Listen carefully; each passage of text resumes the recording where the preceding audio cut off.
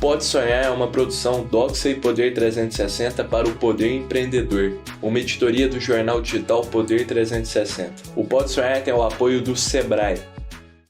Fala, turma! Sejam muito bem-vindos ao Pode Sonhar, o podcast que é a casa do empreendedorismo jovem brasileiro.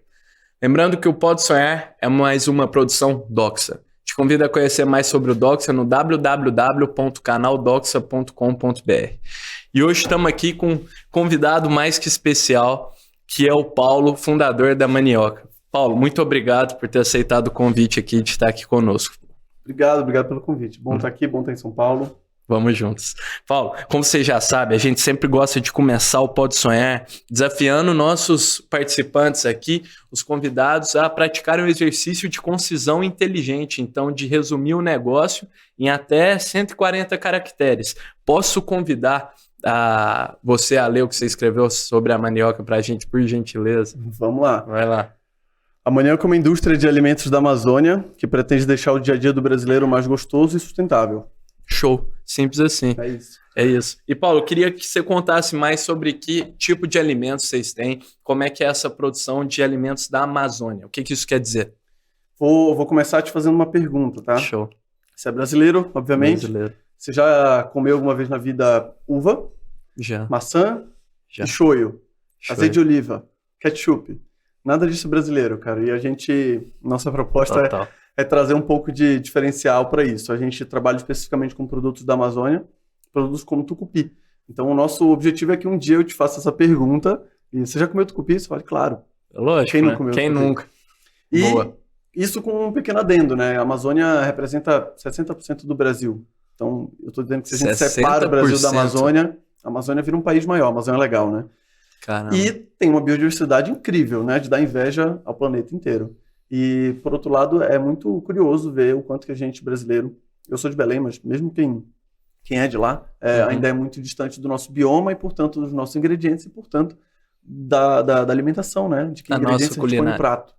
Então, a gente está nesse caminho. Show. Aproximar a Amazônia dos brasileiros e, como eu falei aí, encontrar uma maneira de levar sustentabilidade para a região, mais sustentabilidade, e também trazer sabor para as pessoas, como o tucupi. Show de bola. E o tucupi é o quê, Paulo? Queria muito ser... Ele é o campeão de vendas de vocês hoje?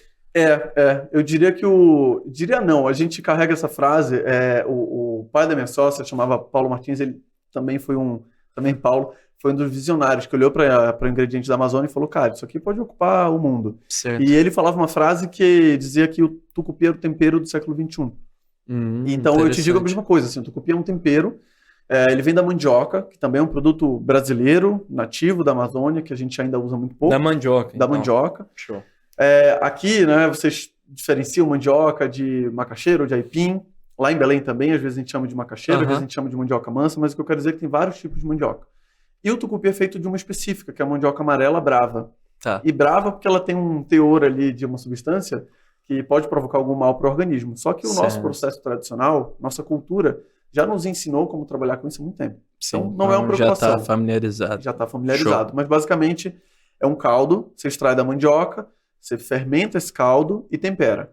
E aí você tem o tucupi. Então, assim, ele, dessa forma, serve tanto para pratos tradicionais da Amazônia, talvez você já tenha escutado falar do pato no tucupi ou do tacacá, são os pratos mais famosos, como também para fazer um risoto. A gente estava falando agora. Exato. E acho que essa é a porta de entrada para um paulistano, por exemplo, que quer começar a usar tucupi. Boa. Excelente, Paulo. Cara, a gente estava conversando aqui, turma, antes de começar a gravação, o Paulo estava me ensinando aqui, falei dos meus dons culinários para ele. É um Masterchef. Do meu dote, até parece. Tenho certeza que a gente vai ter que gravar uma receita, publicar lá no nosso Instagram usando tucupi. Vamos, você vai fazer receita, né? Eu vou ter que fazer. Então tá bom, a gente reposta. Então, show. Paulo, você cozinha ou não? Eu cozinho, cara, eu gosto de cozinhar em casa e eu ofereço esse risco para poucos. Ah, top. A brincadeira da parte eu gosto. Show. E, Paulo, como que você entrou em contato com a culinária amazônica? Você é de lá, imagino que você sempre tenha crescido no meio, se alimentando com esses alimentos. Enfim, mas como você decidiu empreender nesse setor? Por que foi algo que te atraiu? Cara, é uma boa pergunta. Esse dia eu estava lembrando, a primeira entre aspas, bem entre aspas, empresa que eu fiz na minha vida, chamava Picolegal. Eu tinha uns 9 anos de idade. Caramba, e o meu avô, começou cedo. O meu avô é do interior do Pará, de um lugar chamado Vigia. Certo. E ele... acontece muito na Amazônia, muitas pessoas saem do interior para vir para a capital estudar. Na verdade, isso acontece no Brasil inteiro. Isso. Né? E aí ele fez isso, e eu diria que a cidade dele nunca saiu dele. Então ele sempre levava para casa uma diversidade gigantesca de frutas, mas tipo, gigantesca mesmo. E a gente fazia picolés com essas frutas. Então eu cresci comendo essas frutas, mas eu acho que não é uma característica só minha. A grande maioria, ouso dizer, dos paraenses crescem dessa forma, porque é muito comum alguém da família vir do interior ou ter crescido consumindo ingredientes como açaí, cupuaçu, tucupi, maniçoba e uma lista enorme. Certo. Então a gente tem o primeiro contato quando nasce. Inclusive, agora em Belém tem uma moda que é você fazer um ensaio do bebê tomando açaí. Tem essa. E não é o açaí que o pessoal está acostumado aqui, né? Exatamente. É outro açaí. A gente costuma dizer que quem põe açaí com granola, quem toma açaí com granola é expulso do Pará imediatamente. Você perde o direito de estar no estado. Vocês colocam o quê, Paulo? A gente... Bom, tem duas formas mais tradicionais. Comer açaí como sobremesa. Vamos lembrar que o Pará e o norte inteiro foi colonizado principalmente por europeus portugueses. Aí é mais parecido com que, os quiosques de açaí de shopping ou não? Não é. A diferença entre um e outro é basicamente a temperatura e algum complemento adicional. Mas, explicando, a gente basicamente... O açaí é colhido, digamos, nessa tarde. Ele sai das comunidades, das ilhas. Belém é rodeada por quase 40 ilhas. Ele sai dessas ilhas e chega na cidade durante a noite, durante a madrugada. Inclusive tem uma feira que a gente chama de Feira do Açaí, que é onde chega a maioria desse produto. E daí, de manhã, ele já está sendo processado e vendido normalmente no próprio bairro para as pessoas que vão consumir. Então eu compro açaí num lugar que é dobrando assim na rua da minha casa, a menos de 100 metros. Espetáculo. Então esse açaí é um açaí muito fresco, essa é a primeira coisa. Então significa que ele, além de muito fresco, ele ainda está muito consistente, a gordura está super preservada, enfim. Então ele é um açaí consistente, e lá inclusive a gente pode comprar o açaí fino, médio, grosso, e tem um papa. Que isso. Mas a consistência dele não é porque ele foi processado congelado, é porque ele de fato ainda está muito fresco. Que louco. E aí esse açaí a gente pode gelar, colocar um pouquinho de açúcar ou não, e coloca o nosso topping ali, que é a farinha de tapioca, a farinha flocada de tapioca, que não é a mesma que você põe na frigideira. Caramba. Essa é uma maneira de quem gosta do açaí mais como sobremesa. E o açaí também é uma comida, digamos assim, uma comida de mercado, uma comida tradicional, popular, que serve muito aos trabalhadores.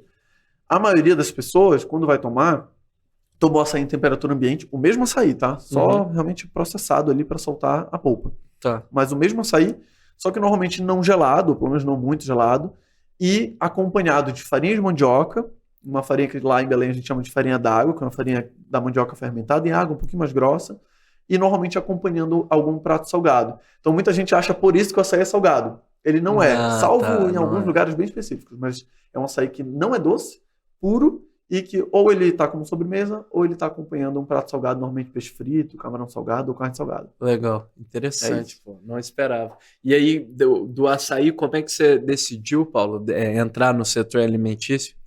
Então, cara, eu fiz uma faculdade de Direito, que é uma informação que eu escondo até o último minuto, não tem muito a ver comigo, mas foi muito útil. Mas sabendo que eu não queria seguir essa profissão, no meio da faculdade eu comecei a me envolver em dezenas de projetos dentro da faculdade. Certo. Você fez lá em Belém? Eu fiz lá em Belém, uma universidade chamada CESUPA. Tá. E lá dentro a gente tinha um núcleo, que era um núcleo de empreendedorismo e inovação. Que da hora. E lá existiam vários projetos que atuavam de forma interdisciplinar, ou seja, a galera do direito com a computação, com a saúde, com a engenharia, assim por diante, para atuar com os desafios locais.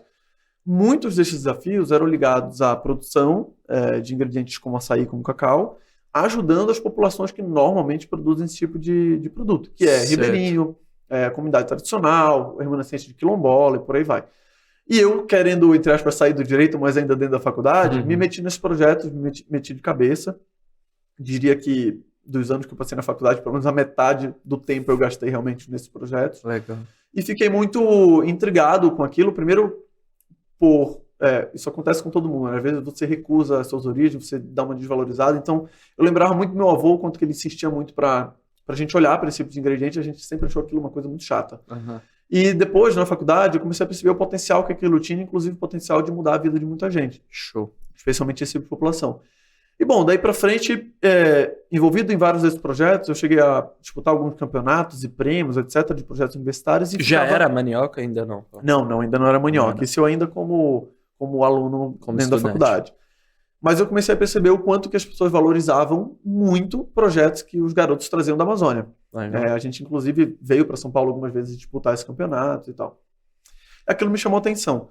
Quando eu saí da faculdade, eu já estava trabalhando num banco, eu fui funcionário público por um tempo na Caixa Econômica. Show. Eu queria entrar ali para juntar uma grana para fazer intercâmbio e entrei, certo. Fiquei um tempo. E aí, quando eu resolvi sair, eu falei, bom, tá bom, já deu 2 anos aqui, realmente já deu o que eu queria, deu o que eu queria dar aqui dentro. Eu tinha 2 opções, ou ir fazer o intercâmbio, ou, de alguma maneira, empreender com aquele histórico que eu tinha adquirido durante a faculdade. E eu entendi que o que poderia me diferenciar como profissional era olhar para a Amazônia. Legal. Naquela época, isso a gente está falando de 2014, 15, 16, ainda não existia esse nome bioeconomia, praticamente. Ninguém se falava nisso. Sustentabilidade era mais diferentão, quase não se falava. Mas eu entendi que aquilo era um potencial e que se tivesse algo para me diferenciar seria a Amazônia. Porque estando em Belém, eu nunca conseguiria talvez competir de igual para igual nas profissões mais mainstream. Então, cheguei a aplicar para um monte de trainee aqui em São Paulo, não passei nenhum, porque muitas vezes essas empresas querem um rótulo de talvez IGV, USP, INSPER e tal. E eu tinha que buscar, na minha opinião, um diferencial para mim. E achei na Amazônia esse diferencial. Então, olhei para Belém e falei, cara, vou empreender com isso.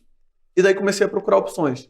E aí eu encontrei a Joana, que é minha sócia na Manioca. Show. Ela tinha acabado de lançar a marca. A gente se conheceu, inclusive, no mês que ela registrou a marca, que foi em novembro de 2014, que foi quando a Manioca formalmente nasceu. Boa. E aí, quando eu resolvi sair do banco, eu liguei para a Joana, falei, Joana, tudo bem? Você lembra de mim e tal? A gente tinha feito um trabalho junto pela universidade. Ela falou, lembra, vamos bater um papo. Enfim, a gente bateu um papo e estamos aí desde 2014. Eu entrei, na verdade, em março de 2016, 1 ano e 3 meses depois. Show. E estamos desde então. Animal. Show. E, Paulo, eu queria muito que você contasse, você contou um pouco da história de como que você despertou o interesse pela indústria e tal, e principalmente pelos ingredientes da Amazônia, e citou as populações ribeirinhas que produzem tudo isso. Como que a Manioca olha para isso hoje? Vocês olham para isso? Vocês compram deles e vocês têm alguma iniciativa de trabalhar com essa comunidade? Sim, bom, importante dizer uma perspectiva, né? Imagina que você compra borracha. Você pode comprar borracha de uma comunidade tradicional, que faz ali, produz da seringa e tal, e você pode comprar um outro tipo de borracha, quimicamente feita, etc. Perfeito. Isso é uma opção para muitas indústrias. Para quem trabalha com ingredientes como os nossos, por exemplo, cumaru, cupuaçu, açaí, tapioca, tucupi, não existe muito bem essa opção. Você vai lidar com ingredientes que não tem uma cadeia produtiva formada, não tem uma indústria. Isso. Não tem lavoura disso. Exatamente. Então eu costumo brincar que você nunca viu falar do rei do puxuri. É verdade. Do grande produtor de cumaru. O rei da mandioca. O rei do não sei o quê. É verdade. Então, como são cadeias praticamente inexistentes, industrialmente falando, a gente vai lidar com povos e comunidades tradicionais. Que são eles? Que são esses povos? São ribeirinhos, que é a galera que mora nas margens do rio e vive por conta do rio, da pesca, da fruticultura, etc. São povos indígenas, são povos quilombolas e outros povos tradicionais, onde a Amazônia está cheio deles. Show. Então a gente lidava com esses povos na hora de utilizar ingredientes que a gente utiliza. E a gente fez uma escolha em 2017, mais ou menos, um ano e pouco depois da empresa ser criada, ou melhor, 1 ano e pouco depois de eu entrar, a gente escolheu que para trabalhar com esse tipo de fornecedor, a gente deveria fazer alguma coisa mais organizada, com mais estratégia. Entendi. E gerar um impacto de fato que a gente acreditava que a gente já estava gerando. Então a gente inclusive falava para as pessoas, putz, a gente é sustentável, trabalha na Amazônia, só que a gente não tinha parado para organizar essa atividade. Entendi. Então a gente criou um programa que se chama Raízes, e esse programa é que a gente utiliza para gerenciar a relação com povos e comunidades tradicionais, com o ribeirinho, com o agricultor, etc. Legal. E aí, basicamente, esse é um programa que olha para 3 frentes. Uma é a geração de renda, comprando direto desse fornecedor, sem atravessador, criando um contrato baseado em comércio justo. Em segundo lugar, o monitoramento da área onde ele está. Então, a gente costuma brincar que é floresta em pé e as pessoas também, né? Então, as pessoas, às vezes, não se atentam para o fato de ter 30 milhões de pessoas vivendo na Amazônia. Então, A gente se preocupa também que essas pessoas possam ter uma renda, obviamente, mas também monitoramos a área onde elas vivem para que a renda delas seja um motivo de preservação da floresta, não o contrário. E em terceiro lugar, a gente promove assistência técnica, que acho até que é o mais importante para esse trabalho, que é basicamente ajudar esse tipo de produtor naquilo que ele precisa e que a gente tem capacidade de ajudar. Por exemplo, se ele precisa se organizar financeiramente, ele não sabe quanto ele ganha, quanto ele gasta. Ou então, se ele tem um forno ali que está parado, ele não sabe, às vezes, como ajustar, ou ele precisa que mapeie o processo da produção de farinha de mandioca, porque ele não sabe muito bem onde ele está falhando. Então, esse programa faz basicamente isso, com base em parcerias. Muitas vezes a gente executa alguma assistência técnica, muitas vezes a gente conta com parceiros também. Pô, então, enfim, é basicamente assim que a gente sensacional esse programa. Muito show. E eu acho que, é bastante distante para quem está aqui de fora, quem nunca visitou a Amazônia, saber que tem tanta gente que vive disso no Brasil e depende disso para sobreviver, e tem toda essa riqueza de alimentos, ingredientes raros, que as pessoas nem conhecem, né, Paulo? Muita coisa aqui. O Paulo, antes da gravação começar, eu conheci várias coisas, então vale a pena demais provar. E eu acho que vale muito a pena cozinhar, viu? Fica a dica. Cozinhar, show. E vale muito a pena perguntar como é que funciona da gôndola para trás, Paulo. Você já contou um pouco para a gente, mas como vocês compram lá da população ribeirinha? Vocês têm uma indústria própria? Como é que vocês fazem isso? A gente tem uma fábrica. Gente, inclusive, por muito tempo recusou esse nome de indústria, tá? Ah, é? Mas a gente hoje tá tudo bem. Aqui, na verdade, a gente estava conversando sobre isso antes, né? Quando a gente fala indústria, a nossa cabeça pensa remete a algumas muita coisas. Máquina, muita, às vezes, tecnologia e pouco alimento. Então, por isso, a gente se recusava um pouco esse nome. Mas, tá certo. Ok, somos uma indústria de alimentos, mas a gente quer pelo fazer termo, uma... tudo bem, mas a gente quer fazer uma indústria que tem outras preocupações. Então, voltando ao ponto, a gente basicamente compra essas matérias-primas desses produtores. Hoje são mais de 20 matérias-primas. Fica lá em Belém a fábrica. A nossa fábrica fica em Belém. Show. Algumas matérias-primas são conhecidas, tipo mandioca, tapioca, açaí. Outras ainda são muito desconhecidas para a maioria dos brasileiros, inclusive em Belém mesmo. Como é o caso do cumaru, a preprioca, o puxuri, enfim. Show. E ao comprar esse produto, ele chega até a nossa fábrica e daí a gente tem uma linha hoje com 24 produtos. E a gente utiliza ele de diversas formas. Por exemplo, a mandioca a gente fabrica tucupi, a tapioca a gente utiliza para criar uma granola. Muito Inclusive, massa. Essa granola está permitida usar com açaí, a gente brinca que essa é a primeira que está oficialmente liberada para você tomar com açaí. Muito fera. Enfim, e vários outros produtos. A gente tem snack, tem geleias, tem molhos de pimenta. Então, cada um desses ingredientes que chega, normalmente é transformado na nossa mão para chegar até alguém aqui de São Paulo, por exemplo. A gente costuma dizer que tem duas palavras fundamentais para a gente, conectar e traduzir. Então, o traduzir acho que seria um pouco o papel da fábrica e da comunicação. De que maneira eu faço um cumaru ser uma coisa que alguém vai usar em São Paulo com facilidade, sem ter que aprender tanto, sem ter que passar um tempão estudando como se usa cumaru, mais facilmente. Por exemplo, você pode usar o cumaru no brigadeiro. Super fácil de fazer, todo mundo gosta e ama brigadeiro. É um papel de educação, assim, das pessoas. Exatamente. E aí, conectar o da gôndola para frente, né? Como a gente faz os produtos chegar realmente no consumidor. Show. Animal. Muito espetacular, Paulo. E eu acho que vocês estão, trazendo... Tem um baita propósito por trás disso, de levar esses alimentos para pessoas que nunca tiveram esse contato antes. E eu queria muito que você contasse, Paulo, para a turma que quer experimentar, ficou com vontade, onde vocês estão e onde encontrar vocês. Bom, acho que hoje, talvez a maneira mais fácil para todo mundo é online. Então, Manioca, posso fazer o meu jabá? Por favor, vai estar na descrição aí também. Então, maniocabrasil.com, nosso e-commerce, lá você encontra a maioria desses produtos. E recomendo também dar uma olhada no nosso Instagram, que é Manioca Brasil, porque lá a gente também ensina como utilizar. A gente estava falando disso mais cedo, então, digamos que você quer fazer, sei lá, um bolinho de arroz ou um risoto com tucupi, lá você encontra como fazer e é bastante fácil. A nossa preocupação é que seja sempre muito fácil. E a gente também está em alguns supermercados, né, varejos, como a gente chama na indústria. Desde São Marché, Pão de Açúcar, Santa Luzia, Santa Maria e por aí vai. Em outros lugares do Brasil também. Então, ou em supermercados ou no nosso e-commerce. E também a gente costuma comercializar para restaurantes. Inclusive foram chefes de cozinha, os nossos primeiros adeptos, early users. Então, eles que começaram a olhar para o ingrediente e falaram assim, nossa, que incrível. É mesmo, então começou vendendo para os restaurantes. Começamos pelo restaurante. Então você também pode encontrar em alguns pratos servidos Que show. em E restaurantes. você nem por aí. imagina, né? A turma nem imagina. Exato. Que tem. Muito top, muito top. E, Paulo, eu queria muito que você contasse também como que é você que está trabalhando no setor, na Manioca, já quase muitos anos. Como que é a reação típica das pessoas quando elas conhecem o produto ou experimentam algo novo? Que tipo de reação você se depara? A gente tem seguido 2 raciocínios. Um tem produtos que precisam ser apresentados e que as pessoas vão ter alguma reação, vão ser surpreendidas. Tá. E tem produtos que a gente tenta ir para um lugar onde a pessoa já se sinta confortável. Por exemplo, a granola e o tucupi. Acho que são os 2 casos. O tucupi, provavelmente todo mundo que está assistindo e ouvindo a gente, ou quase todo mundo, nunca provou tucupi. Então a gente vai ter que comentar um pouco como utilizar, que ele é um caldo, você faz risoto, que é uma delícia e tudo mais.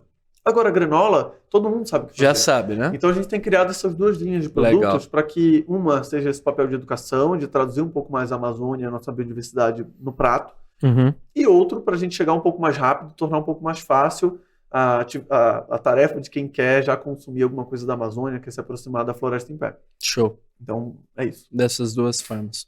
Show. Paulo, e o que mais te orgulha nesse processo, durante a construção da Manioca?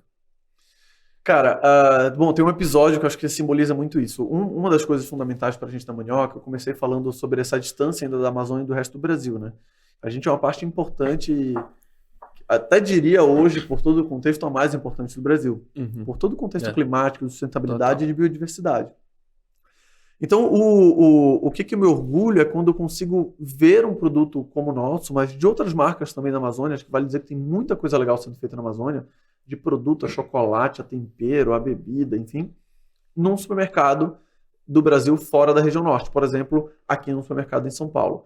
Isso dá um orgulho porque cada vez que a gente encontra uma gôndola de supermercado, a gôndola, a prateleira da nossa casa e a prateleira do restaurante mais representativa do Brasil, significa que a gente está apoiando a economia na nossa região, no nosso país. A gente está apoiando a diversidade, a biodiversidade do nosso país. A gente está apoiando a cultura, o conhecimento tradicional da baiana, da paraense, da gaúcha, que trabalham com alimentação desde sempre, que criaram uma tradição no Brasil e que a gente está quase perdendo. Então, isso nos dá bastante orgulho. E aí tem um episódio legal que eu queria contar, que na faculdade que eu me formei, tem um projeto onde os alunos saem de Belém e a gente fica no ônibus por 30 dias visitando empresas no Brasil inteiro. Que massa. Para ganhar referências para a galera que quer trabalhar na área de negócio e tudo mais. E uma dessas visitas, há poucos anos atrás, foi num supermercado aqui em São Paulo, e a galera encontrou uma gôndola cheia dos nossos produtos, bateu uma selfie, mandou Que e tal. legal. Então, olha que coisa simbólica. Pensa num aluno de Belém que está decidindo o que quer fazer da vida. Ele veio aqui em São Paulo, descobriu oportunidades, e ele se deu de cara com um produto amazônico dele, que faz numa gôndola ganhando o Brasil. Então, acho que esse papel de ganhar espaço é o que mais nos dá orgulho, porque isso é na gôndola, então, comercialmente falando, mas isso é também na comunicação, então vira o imaginário das pessoas. Isso também apoia muito o lado de lá, né? O nosso lado da Amazônia. A biodiversidade, a cultura, o conhecimento tradicional. 100%. E, Paulo, levar os produtos para gôndola, a gente sabe que esse é um desafio, pô. Empreender no Brasil com alimentos é um mercado extremamente regulado, né? E como que é trabalhar com ingredientes novos? Eu imagino que vocês sejam muito pioneiros em bastante coisa, em usar ingredientes diversos e tal. Como que é o desafio da regulação e que o Brasil, a regulação brasileira impõe sobre vocês? Posso contar só um outro episódio que eu lembrei aqui? Claro, por favor, nós adoramos ouvir histórias, Paulo. Não, eu acho Bom que demais. é bem rápido, mas é importante. No ano passado, em setembro, a gente ganhou na França, em Lyon, um prêmio de produto inovador. Esse produto aqui, o tucupi, não sei quem tá vendo a imagem. Mostra aí para nós, Paulo. Esse selinho azul aqui, ó, tá vendo? Certo. Esse selo é o selo de prêmio de inovação de um evento que acho que é o principal evento de gastronomia profissional do mundo, chama CIRRA. Ele acontecia em São Paulo, inclusive, mas não mais. Top. E o tucupi, por outro lado, é um produto tradicional da Amazônia, né? Não foi criado pela gente, pelo contrário. A gente tem uma tradição já bastante longa de consumo de tucupi na região. Então, para a gente é extremamente simbólico ver um produto tradicional da Amazônia sendo encarado como inovador na Europa. Isso é incrível, né? Acho que é esse papel que a gente quer que o Brasil e a Amazônia ocupem. Um papel de inovação, de criação de produto e de fazer tudo isso aproveitando, olhando para dentro, né? Para a cultura, para a biodiversidade e para o conhecimento que a gente tem. Então, eu queria contar a história do prêmio, porque Animal. isso deixou a gente babando. Lógico, é lógico. Mas voltando ao ponto da regulação, todo, cara, diria que o principal problema é você conseguir, enquanto pequeno, entender tudo que precisa de regulação. Eu estou falando desde tributo a regulação mesmo, por exemplo, da Anvisa, com relação a ingredientes. Porque você, como pequeno, tem pouco acesso à informação e você não tem experiência para saber todos os macetes, onde buscar, quem resolve, quem não resolve, o que não fazer, porque vai demorar mais. Então, esse tempo de aprendizado do caminho, eu acho que é o mais complexo. Porque, como você falou, a gente trabalha com vários produtos novos, para quase nenhum deles já existe uma regulação, uma regra, uma norma. Não existe. Então, como trabalhar nesse mercado é uma coisa que a gente leva um tempo para aprender. Depois que você aprende, começa a ficar um pouco mais fácil. Show. Então, o caso do tucupi, alguns produtos nossos têm uma legislação que é mais, foi, digamos assim, pautada pelo Estado, e aí com base nisso a gente consegue comercializar no Brasil. Outros produtos eles são simplesmente liberados por terem uma origem vegetal e ter um potencial de risco pequeno. Mas ainda não existe uma legislação específica para esse produto. E a gente acredita um pouco na combinação desses dois fatores como ideal. Primeiro, a gente tem uma biodiversidade gigante no Brasil. Então, se a gente quiser inventar regra para tudo, vai ser muito difícil. A gente tem que encontrar uma maneira de deixar o empreendedor olhar para esse ingrediente e inovar com ele. E a gente até tem conseguido fazer isso, apesar de todos os pontos. E, por outro lado, também começar a olhar para o produto brasileiro e entender que ele também precisa de uma atenção do governo, das agências que fazem toda essa regulação. Então, não dá para você ter, como eu brinquei com você, não dá para você ter molho shoyu regulado por uma lei brasileira e não ter o tucupi, que é um produto muito brasileiro. Pô, que isso, então, mas enfim, como todo empreendedor, você tem que ter um olhar muito positivo, muito otimista, e você não pode desistir. Porque realmente é bastante complicado entender em primeiro lugar. Eu diria até que entender é mais complicado do que conseguir resolver a bronca. Assim. Entendi. De fato, esse é um grande desafio para os empreendedores brasileiros, Paulo. E eu acho que você trouxe de maneira brilhante aqui algumas lições muito importantes para os empreendedores, e você também contou um pouco da sua história, de como você veio de um ambiente que não estimulava muito o empreendedorismo, que, pelo contrário, colocava muitas barreiras para quem deseja empreender. E que dica você daria para um jovem aí que quer empreender e se encontra num ambiente, qualquer que ele seja, que ele se sente pouco favorecido incentivado a empreender, criar um negócio e ver a marca nas gôndolas, como você citou? Cara, eu vou puxar para o meu lado, tá? Vou falar um pouco da Amazônia. Eu ajudei a criar um curso lá em Belém chamado Amazon Experience. Legal. E o objetivo desse curso é exatamente fazer com que a oportunidade que eu tive, que foi quase acidental de parar em projetos, identificar esse potencial, seja uma coisa mais dirigida. Então, nesse curso, a gente dá um curso, obviamente, para vários alunos, mas o ponto principal é mostrar para esses alunos o potencial de empreender com a Amazônia. Legal. Obviamente, de forma sustentável. Então, para essa galera de Belém, eu costumo dizer, cara, e aí acho que isso vale para o Brasil, tá? Porque volta a dizer, a Amazônia não é um pedacinho, é 60% do Brasil, e está super disponível para que todo mundo de São Paulo, do Sul, do Nordeste, queira olhar para lá com um olhar de potencial, de empreendedorismo mesmo. Então, eu costumo dizer, cara, a gente tem uma região com a maior biodiversidade do planeta. Tem um monte de coisa ali que precisam ser descobertas, problemas que precisam ser resolvidos, produtos que podem ser criados, alimentos que podem ser criados a partir da nossa biodiversidade. Então, eu diria para olhar para isso com um olhar de oportunidade, mais do que dificuldade, e dizendo também que é lá que está a principal forma de inovar que a gente vai ter nesses segmentos. Vamos parar para pensar como é que você vai fazer, vamos imaginar aqui um leite vegetal. Cara, você vai fazer leite vegetal de aveia, você vai fazer leite vegetal de amêndoa, por exemplo, você tem esses ingredientes em boa parte do mundo. Você vai concorrer com empresas do mundo. É isso. A gente tem no Brasil, inclusive, várias empresas do mundo com leite vegetal concorrendo aqui. Isso. O que é que está faltando no mundo? O que a gente poderia olhar para dentro de casa e entender isso como uma oportunidade para o mundo? Cara, eu não tenho dúvida de que é a Amazônia. Aí vou dar 2 exemplos. Um a gente, no Brasil, só exporta cerca de 13% da castanha do Brasil.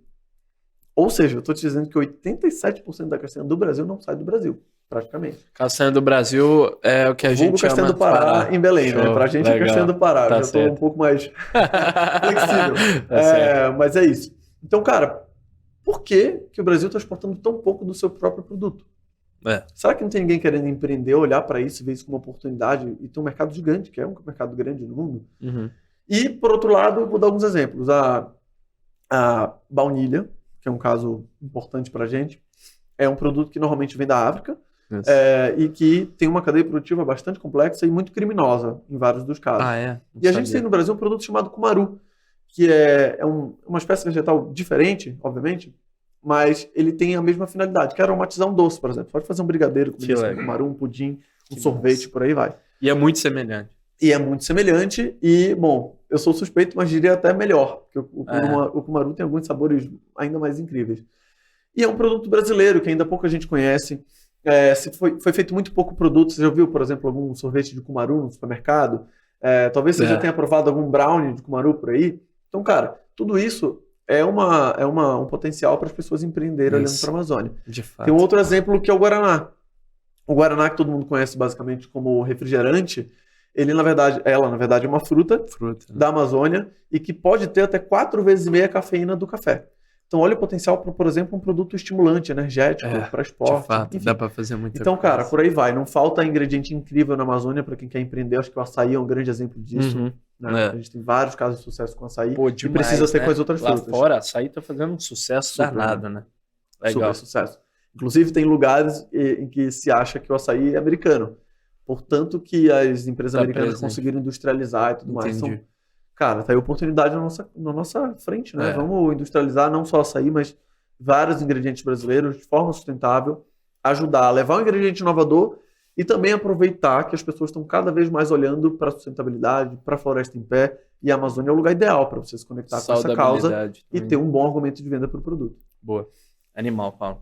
Baitas dicas, cara. E agora a gente está caminhando para um quadro aqui do Pode Sonhar, que a gente desafia os nossos participantes a vender um objeto inusitado, cara. Essa é a hora do nervosismo.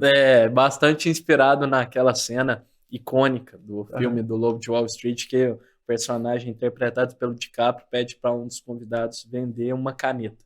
You can sell anything. Sell me this fucking pen right here. You can sell anything, sell that. Go ahead. Aí no Pode Sonhar a gente troca a caneta. E hoje que eu trouxe aqui para você, cara, foi um T.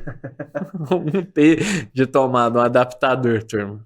Vamos ver qual é que você se vira, Paulo, para vender isso. Mas enquanto você dá uma pensada aí, vou deixar um tempinho para você pensar, eu vou deixando um recado para as marcas que queiram nos apoiar aqui no Pode Sonhar, dar voz a mais empreendedores. Não hesitem em entrar em contato conosco, nós vamos conversar com vocês de braços abertos. Fechou? Tem nosso contato aí na descrição desse vídeo, um formulário também. Nós vamos ficar muito felizes em conversar com vocês.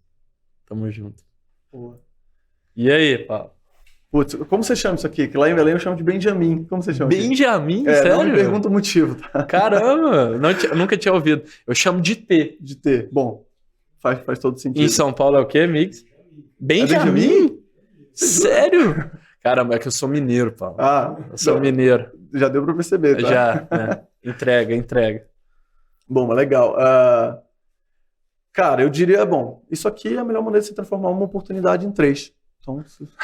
Caralho, mandou muito. Marcas de Benjamin de T, pode usar essa frase aqui no Pode Sonhar. Que isso! Paulo, com certeza foi a venda mais curta aqui do Pode Sonhar, velho. E uma das melhores, com certeza. Eu fiquei nervoso e resolvi dar um tiro só. Nossa, muito bom, muito bom. Então, turma, ficou difícil para vocês, mas para quem acha que consegue vender melhor que o Paulo, um Benjamin aqui, nunca ouvi falar desse negócio, um Benjamin, pode mandar uma DM aí pra gente no Instagram, ou comenta aí no vídeo. Fechou? Nós vamos ler a melhor resposta em um episódio adiante, viu, Paulo? Bacana. Show. Eu quero que você traga um tucupi pra galera vender aqui, viu? Vamos fazer essa. Vamos fazer. Desafio difícil, hein, pra galera. É verdade. Tem que pensar pra quem a gente vai vender. Boa, pega um cozinheiro, assim, alguém que empreende na indústria de alimentos. Show. Vamos mandar pra Isabela do Alabella. Acho que ela vai saber.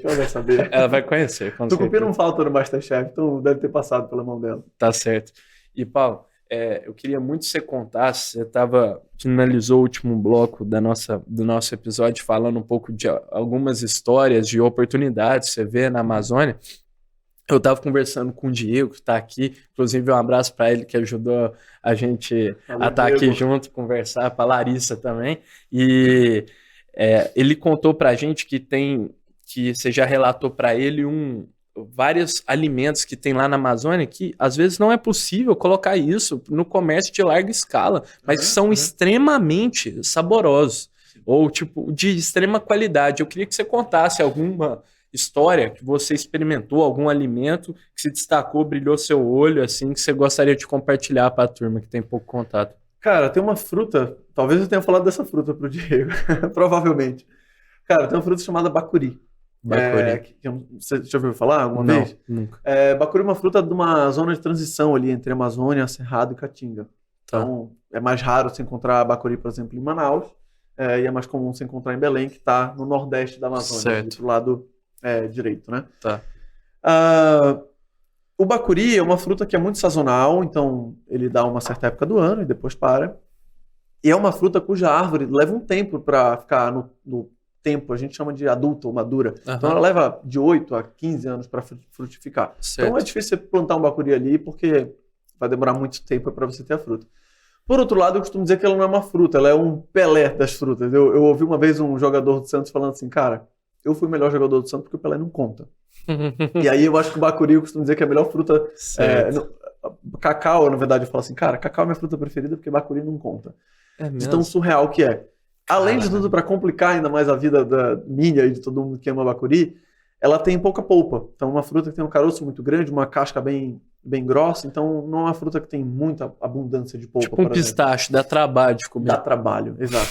Dá trabalho e tem que ser paciente para comer bacuri. Entendi. Mas, cara, é uma fruta tão incrível, tão incrível, tão incrível, que de verdade, mais uma dica aí de alguém que quer empreender. Cara, plante bacuri, porque você vai esperar ali uns 10, 15 anos para ter a fruta, mas é uma fruta absurdamente gostosa, é muito maravilhosa. Tem gosto de quê, pô? O Putz, Paulo aí deve você me odiar pega. essa pergunta, né, Paulo? É uma pergunta difícil. Mas, ó, eu consigo talvez tentar te descrever um pouquinho. Tá. Ela é uma fruta com aroma muito delicado, talvez um aroma um pouquinho de rosa. Ela é uma fruta com sabor muito suave, com uma leve acidez, mas também docinha. Ela tem uma textura muito, cara, muito amanteigada, digamos assim, sabe? Então parece que você tá comendo realmente uma fruta dos deuses, assim. Parece que alguém mandou fazer uma fruta perfeita para você. Doce? Esse é o bacuri. Ela é doce, mas na medida. Por exemplo, o cupuaçu é bastante ácido. O bacuri, ele é ácido na medida, sabe? Certo. Então, você não come e fica, nossa, tá muito forte. Pelo contrário, você fala, nossa, isso aqui tá extremamente equilibrado. Legal. Então, é uma fruta bem rara. Diferente, assim, a gente né? encontra em Belém, mas vez ou outra é bastante caro. Mas é uma fruta incrível, cara, realmente. E tem uma outra que eu gostaria de dizer, que é o camu-camu. Camu-camu é a fruta que, no estado natural, assim, tem mais vitamina C do mundo. Pelo menos até onde eu sei. Desculpa aí se tem alguma que eu não conheço, mas pra você ter ideia, ela tem mais de 2 vezes a vitamina C da acerola, que até onde eu sei é o segundo lugar nesse top vitamina C. Certo. E é uma fruta extremamente rara ainda. Eu tenho um outro trabalho com o qual eu quero trabalhar com camu-camu, e é muito difícil encontrar essa fruta. Não só difícil encontrar, como às vezes quando você encontra, algumas produções já são 100% dedicadas para empresas de fora, mais uma dica, que utilizam o camu-camu para fazer, às vezes, aditivos para a indústria. Por exemplo, ácido cítrico, que é muito usado na indústria de alimentos e que a gente compra. E muitas de nós, com certeza, compramos ácido cítrico que vem do camu-camu, que é uma fruta que vem do Brasil, que vem da Amazônia. Ninguém faz nem ideia. A gente faz muito pouca ideia disso tudo. Então, acho que são 2 exemplos muito claros de raridade e oportunidade. Louco.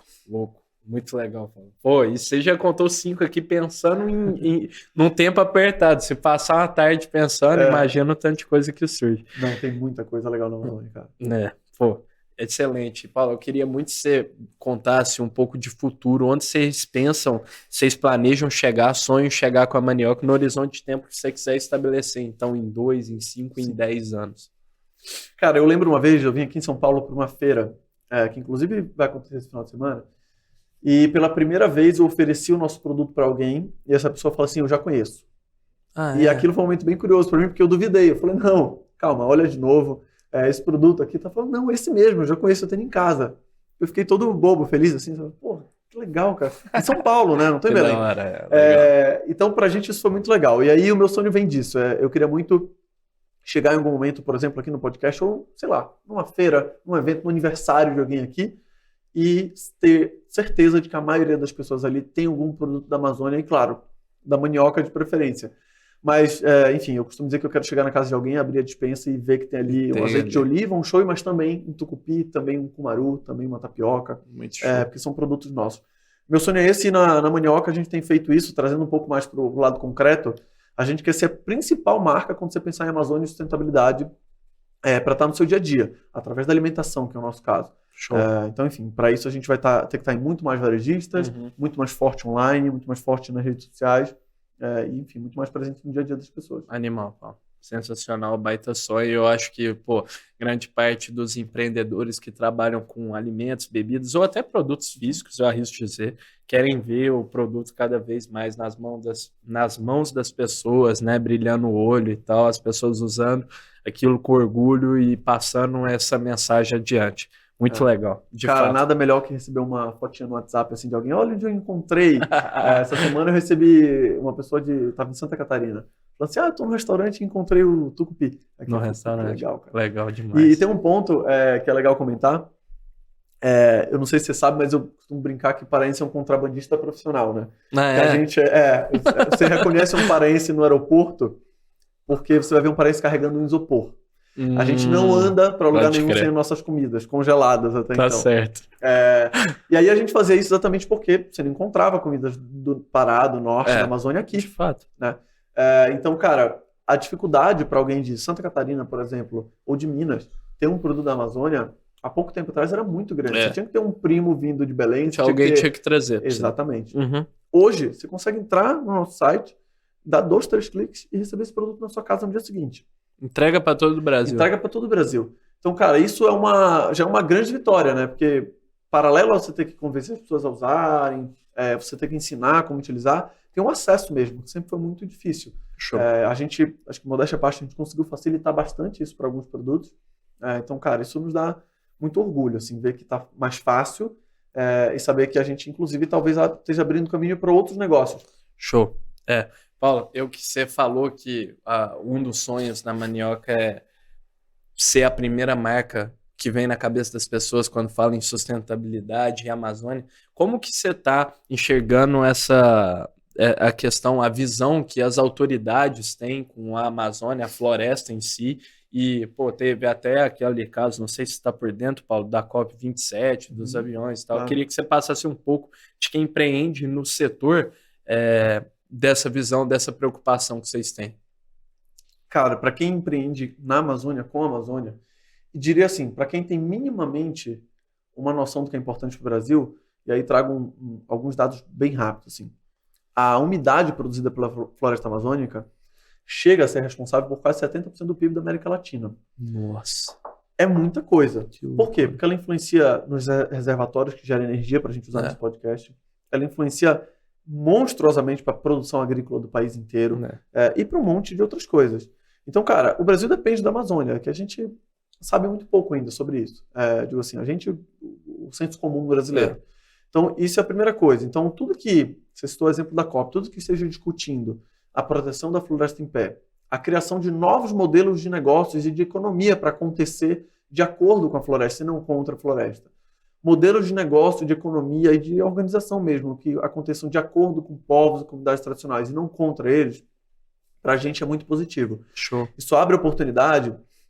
Eu não vou nem pedir para você fazer isso, mas se você olhar para o seu pé, você provavelmente está calçando um sapato que provavelmente tem borracha no solado. A gente só aprendeu a usar borracha que foi parar no pneu, foi parar no sapato que a gente está usando hoje, porque alguém na Amazônia sabia como usar o látex, sabia como tirar o látex da seringueira e transformar aquilo em um material útil. Isso é um retrato do conhecimento tradicional. O açaí, que a gente aprendeu a tomar no Brasil inteiro e que a gente entendeu que tem várias propriedades nutricionais super relevantes, a gente entendeu porque a gente toma açaí na Amazônia há muito tempo. E isso tudo é o conhecimento tradicional. Então a gente proteger o bioma junto com o conhecimento tradicional é uma questão de proteger a chave e o cadeado, sabe? O código para usar uma riqueza imensa que a gente tem. Legal. Então isso para a gente é uma enorme oportunidade. E aí, enfim, para finalizar, eu costumo sempre olhar para a Amazônia com um olhar de oportunidade para mudar a vida das pessoas que estão lá. Como eu falei, são quase 30 milhões de pessoas. 30 milhões. Mas se você pega os piores DHs do Brasil, dos 10 piores, 6 estão na Amazônia. A gente tem realmente uma região extremamente pobre. No Pará, por exemplo, você tem menos de 10% das pessoas com acesso a esgoto. É uma Menos de coisa 10. menos de 10%. É uma coisa difícil de pensar, né? E a única maneira da gente conseguir mudar isso, gerando emprego de qualidade, É isso. gerando riqueza para a região, Fato. fazendo com que as nossas cidades reflitam mais esse ambiente de inovação, de tecnologia, de qualidade de vida. E isso passa, sem dúvida alguma, pela preservação da Amazônia. Ah, mas por que você acha isso? Bom, em primeiro lugar, porque tudo que a gente fez até agora trouxe a gente para um cenário ruim. E na Amazônia várias coisas foram tentadas, né? Desde usina hidrelétrica, que hoje quase não produz nada de energia, Sim. desde Zona Franca de Manaus, que paga salários baixos, Uhum. e por aí vai. Então a gente tem que entender uma Tá maneira condição diferente de disso. aproveitar a nossa riqueza, de gerar oportunidade para as pessoas de lá, De e com fato. isso gerar qualidade de vida. Não Show. Animal, Paulo. E agora? sei se eu respondi a tua pergunta. Não, foi Respondeu uma- perfeito, cara. Tá bom. Perfeito. E, cara, caminhando para o nosso último bloco aqui do Podsphere, a gente sempre gosta de pedir para os nossos convidados deixarem uma dica cultural. Então, livro, um filme, pô, qualquer coisa que você queira, uma receita que você queira dar de dica para a turma experimentar. Cara, bom, vou deixar 3, digamos que assim, escalas diferentes, para depender do interesse de cada um. Fechou.